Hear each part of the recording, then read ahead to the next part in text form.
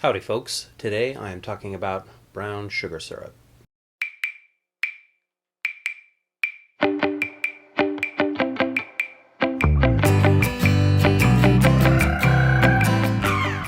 I've said it before and I'll say it again, I am a huge admirer of Jeffrey Morganthaler.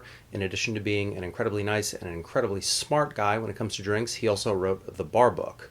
If you're serious about making drinks at home, you absolutely must get this book. You should also subscribe to his website because he routinely sends out emails about various drinks he's working on, ingredients, and other fun topics. And he recently sent something out about brown sugar syrup. The impetus was to create a house brown sugar recipe for his bar that blended brown, muscovado, and demerara sugars for use in aged rum daiquiris and Irish coffees. After a bunch of experimentation and not really being too happy with how any of it was coming out, he rather thoughtfully concluded, since most brown sugar is just white sugar that's had molasses sprayed onto it, why don't I make a 2-to-1 simple with a mixture of white sugar and molasses? Because white sugar has no flavor, molasses has a ton of flavor. And by doing it this way, I, which is to say Jeffrey Morganthaler, can control the amount of molasses flavor in the finished product. This is easy to make. All you need is boring old white sugar, blackstrap molasses. And if you're thinking, why blackstrap molasses? Well, Mr. Morganthaler says that it has more molasses-y flavor, and that's good enough for me. Now, in the past, I've been pretty dismissive about weighing ingredients when making syrups because I think most people can't tell the difference in the finished product, but this time you have to use a scale. Morganthaler recommends making this in a microwave. I don't have a microwave, so I'm going to be making it in whatever this is. And if you want to make it in a microwave, use something microwave safe, obviously, and nuke it for 2 minutes, stirring every 30 seconds. What you want to end up with is a combination of 10% molasses and 90% white sugar by weight, and half that weight of water. To make a reasonable volume for making drinks at home, start with 30 grams of molasses and 270 grams of sugar.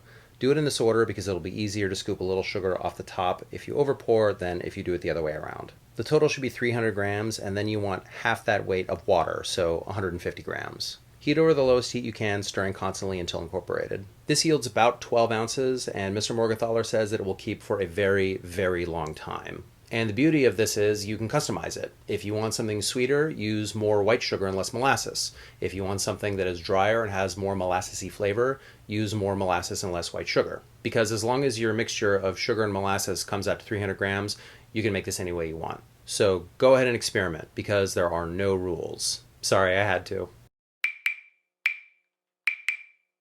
Of course I have to test this, and while nothing screams summer is here like an Irish coffee, I'm making a daiquiri instead. For the daiquiri, I'll be using the Difford spec, which is 3/4 of an ounce lime, 1/2 of your 2-to-1 simple, and 2.5 ounces of your rum. And for comparison's sake, I'm making a second daiquiri using a syrup I made with brown sugar I got at the grocery store.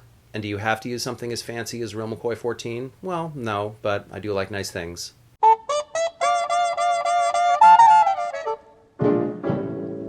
Butaleza, butaleza, bala butaleza, mehita. Let's see what Auntie Audrey thinks.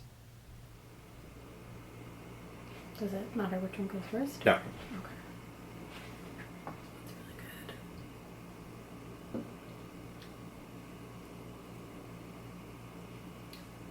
Oh, that one's a little sharper, a little more potent, the flavor-wise, like it's a little punchier. So that one, it's a little lighter, it's a little more refreshing, whereas I think the darker tone one, you probably take your time on. Verdict? I'll take them both. So.